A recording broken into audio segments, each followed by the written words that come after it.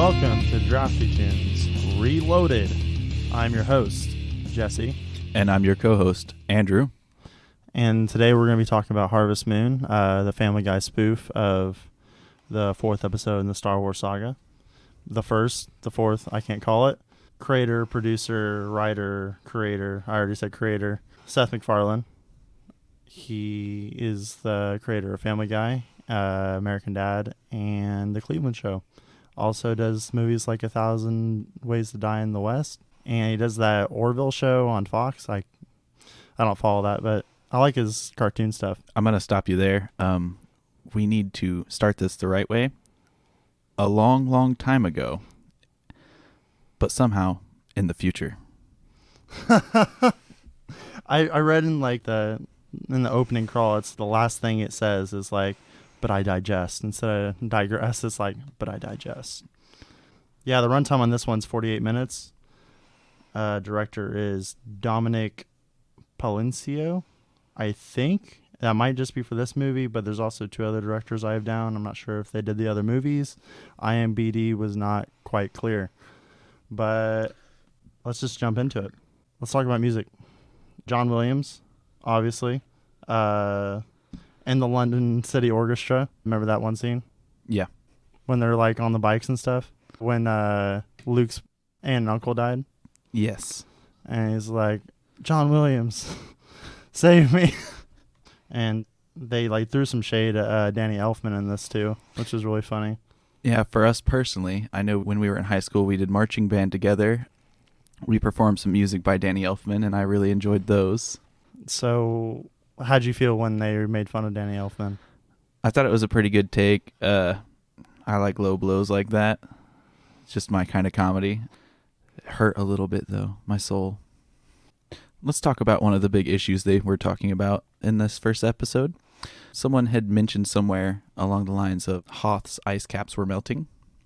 Mm-hmm. It was a reference to global warming of an entirely ice planet. What are your thoughts on that, Jesse? Was that in this movie? Yes. I don't remember that. It wasn't, Hoth wasn't shown, but there were two characters who had mentioned a joke kind of in the background. I don't know if you caught it or not. No, I don't think I did. I don't remember exactly how it went, but one of them said that there was global warming happening in Hoth, like the ice caps are melting.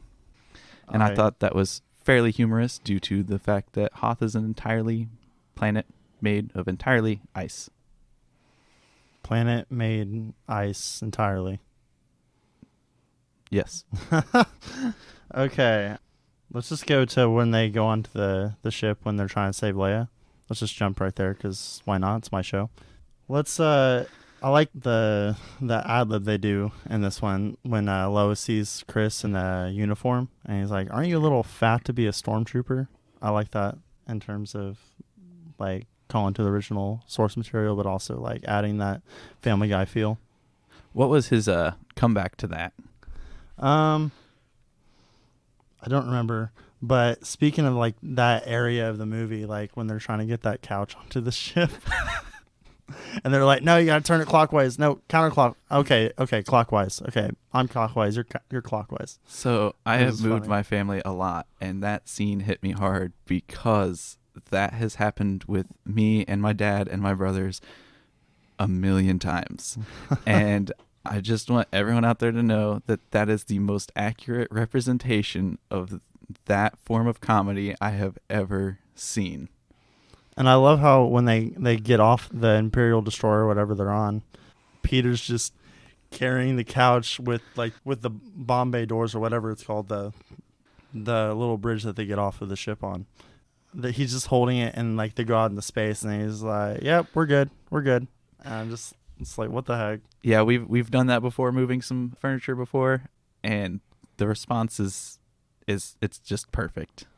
I think later on in the next scene, they're like, oh, this is so much more comfortable. And I think they're like literally shooting like TIE fighters and stuff with just sitting on the couch. I'm just like, what the heck? I'd never noticed that before, that they were just sitting on the couch. They were sitting on the couch on their assault to the Death Star, and you caught that, and it made me laugh. Another thing, when they were assaulting the Death Star, they were all calling out their code names, and one thing that made me laugh was Big Red. Was that in this movie? Yes. Okay. That's what I thought. The Big Red candy was like, Big Red, standing by. And it just hit. That's it the just one hit that stood right. out. I don't remember the other ones that well. Let's talk about the TIE Fighters. And they keep going back to this joke, and like I think all three of them. But in this one, it's like literal TIE fighters. Like they're from Thailand, and they're like, "Bak choy," and it's absolutely ridiculous. And the wordplay is fantastic. And I think another one was like Pie Fighters. Yes, that was in I believe the 3rd episode or the 6th. Are you sure? Yep, I've got it right here. It was in It's a Trap? Yep. Okay. Let's jump around back to the Imperial ship when they're trapped in the dumpster. And Meg is Meg's the little dumpster creature, and she's always in like I'm going to come back to this in the other two as well, but like she's always like the nasty ass monster in every single movie. And she has the shortest screen time of anyone. It's like maybe 20 seconds tops. I'm pretty sure in the second one she's like, "Am I ever gonna get any lines in these things?" And I'm just like, "Nope." Fuck you, Meg. Okay. The Imperial Star Destroyer, one of my favorite things was when they were walking around on it and it showed scenes from the Imperial Star Destroyer. The workers on the ship, it was run just like a regular workplace. So they were making jokes. There were a lot of work references in like the first and second one, I think. Yeah, throughout all of them, I'm pretty sure. Not as much in the 3rd, but I think they made one or two. One of my favorite ones being like there were 2 workers just like sitting around doing nothing and joking, and then Darth Vader walks by and they're like, "Oh, Imperial Star Destroyer things." Just like they had like this stapler and they're like, "Oh, doing stuff." And I'm just like, "Yep." Me whenever corporate walks by. I can relate to this. Oh my gosh. Let's jump around a little bit more because I like doing that. Let's go back to the beginning. Han shot first. And he did in this one. Did he do it in the original? I don't remember. Did Han shoot first? It depends on what version of Star Wars you want to talk about. In the original one, yes. But so he didn't in the later remakes? No. Greedo shot first. I never knew that. That's Yeah. wild. I didn't know that. Yeah. Yeah, you can find that on DQP does, I guess. Which one was that episode 4? I don't think I watched that one. Yes. Okay. Yeah, I didn't watch that. Oof, got some listening to do. Let's talk about Herbert. Hold on, I'm going to stop you there. Okay. Back to the Greedo shot first thing versus Han shot first thing. Actually, one of the things that they did while they were in the bar was they made the Cantina song joke about how the only song that's ever played in any of the bars in the Star Wars universe is Cantina. So they finished their song, the Cantina song, and the band turns around, "Does anyone have any suggestions?" And then he's like, "No, just the same song over again?" Okay. Yeah. I'm just like, what the heck? Even though there were other suggestions. That was like super honest too. Like they were like, "Yeah, we don't know anymore."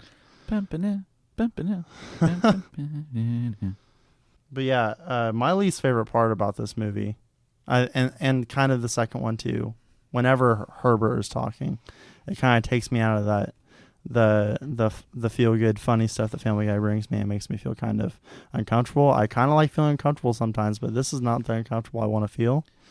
I don't think I've ever really been a big fan of Herbert in Family Guy. Like, they've had maybe a few good jokes with him, but other than that, I feel like they're just trying to force him into being a funnier character a little too much. And I also think they should have switched Herbert and the guy that does Yoda. I don't remember his character's name. Whoever does Archer's voice.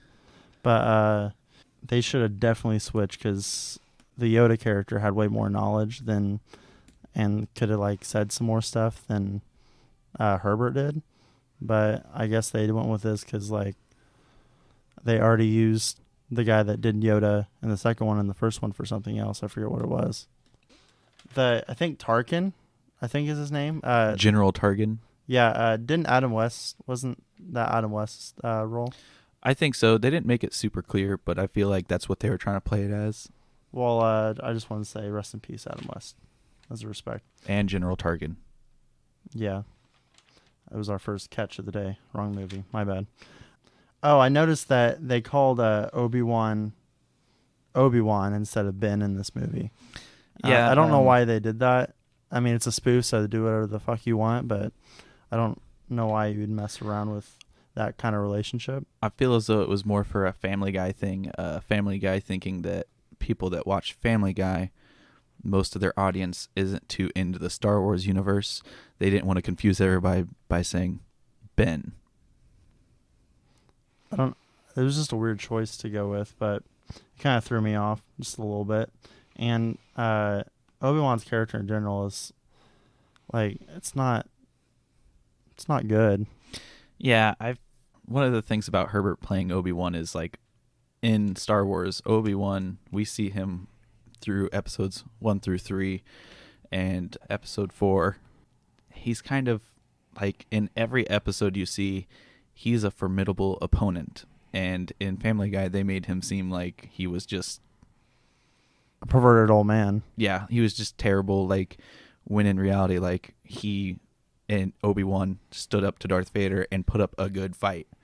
Now he's getting old, and Darth Vader is a little more in tune with the Force and on the dark side, and still very skillful. Obi-Wan still stood a chance, whereas other Jedis that have faced Darth Vader don't last more than 10 seconds. Granted, So, in this movie, it was less than 10 seconds. yeah, I feel as though if they would have made him a little bit more powerful, if they would have made their fight scene stronger or longer and a little more. I mean, if they're going to mess with the source material, they might as well have had him use the Force in a, like, devastating way. Yeah, that would have made more sense.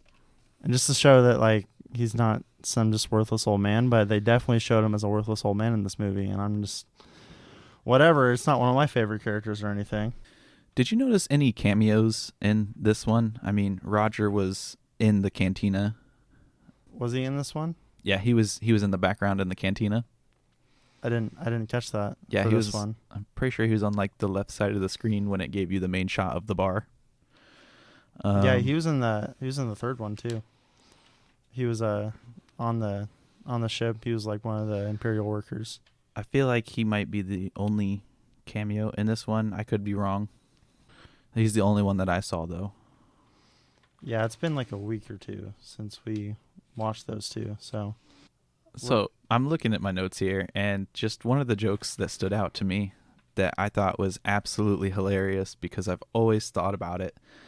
How does everyone on the Death Star know where everything is? Because that place is massive. Yeah, it's huge.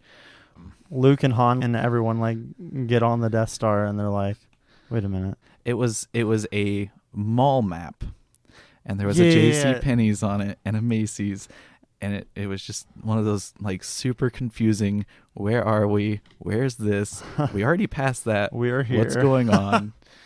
And I thought that was absolutely hilarious. Comedy gold. Going back to the runtime, this is the shortest run out of the three, which was the explanation with how long we can talk about this, because there's not much to go off of, because this is pretty cut down for television, and the other two were on like DVD release or Blu-ray release or whatever, but this one came out on television, and that's why it's feels so choppy. But yeah, I just want to close with on this one, just in general, when they get done telling the story of the fourth episode, it's like a Seth versus Seth kind of thing, kind of how we were talking about on episode 5 on DQP does. Just Seth versus Seth. Seth Green is outnumbered purely based on characters.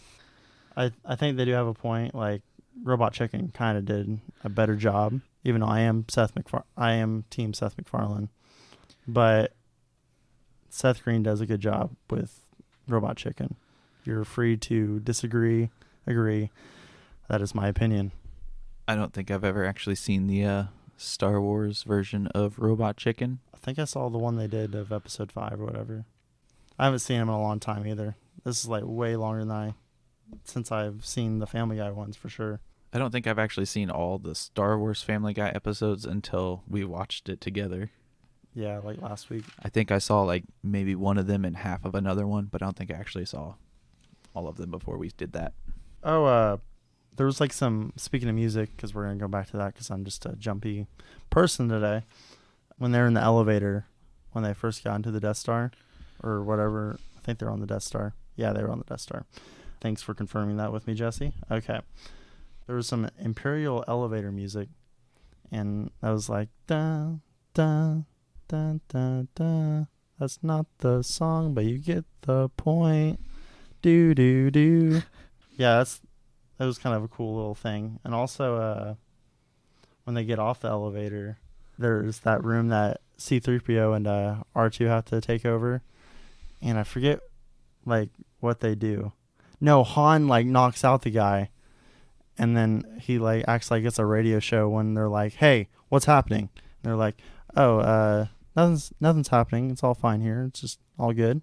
We're just, hanging out. How are you? And I'm just like, oh, my gosh. He puts on the headphones and starts, like, his own little radio show. This is, like, Late Nights with Han or something like that. And it was funny. It's that goofy humor that gets everybody. Are there any characters other than Yoda and Ben that you thought could have been a better switch? I think Peter should have been Luke. See, I think Peter did a great job as Han. I think they only put him as Han because Lois had to be Leia. Because, like, the 4th episode had some incest in it. We could have definitely done that. I know. I know Shane doesn't like the incest talk, but, scruffy looking nerf herder. So for me, the only thing I would have changed is Ben and Yoda. I just think it would have been a better switch. Other than that, I think everyone else is pretty spot on.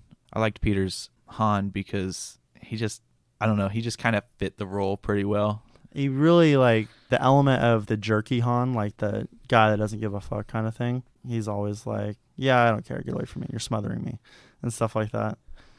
I mean, it wasn't in this one, but he really, like, puts an emphasis on I'm all about me and you need to get the heck off, What's probably your favorite casting? My favorite casting? Who played their role the best? Honestly, Leia did the best. That's what I was thinking. It was really spot on with Lois, and she's, like, really, like, snarky, but also, like, she is the damsel in distress, but she's not really in distress, but she does need saving. Yeah, I would say she can handle her own, but I would say Lois did the best in this one, and the second best would probably have to be Meg. Perfect delivery, perfect lines, perfect everything. I love the dialogue between her and the trash. Or how she was the trash. I mean, she is trash, but that's just how her character's written. I noticed, like, in all 3 of these movies, the humor's, like, really dated. I think this movie came out in 2007, and I think what he's trying to say is if you're easily offended, you might not want to watch these. Yeah, it's not going to survive. Like, if these movies got released in today's times, like, all together, they wouldn't fly at all. It's kind of like how The Office wouldn't fly in today's social climate because, let's be honest, not a lot of people can handle some serious humor. Serious humor being awesome-ass humor. Yeah, it came out in 2007. And I think back in this time, they were starting to have issues with Fox because Seth MacFarlane didn't want to do another 2. He just wanted, this was supposed to be just a one-off. I'm pretty sure you can fact check that if you want, Nathan. I don't know. Yeah, this was only supposed to be a one-off. And that's probably why it was so, like, choppy because they thought this was a one-and-done kind of thing. But they're having some issues with Fox. Like, hey, if you don't make the other 2, like, we're not going to let you go. They weren't going to let Seth go do his movies and stuff. I think that had a lot to do with it. Oh, was the Juicy Fruit thing in this one or the next one?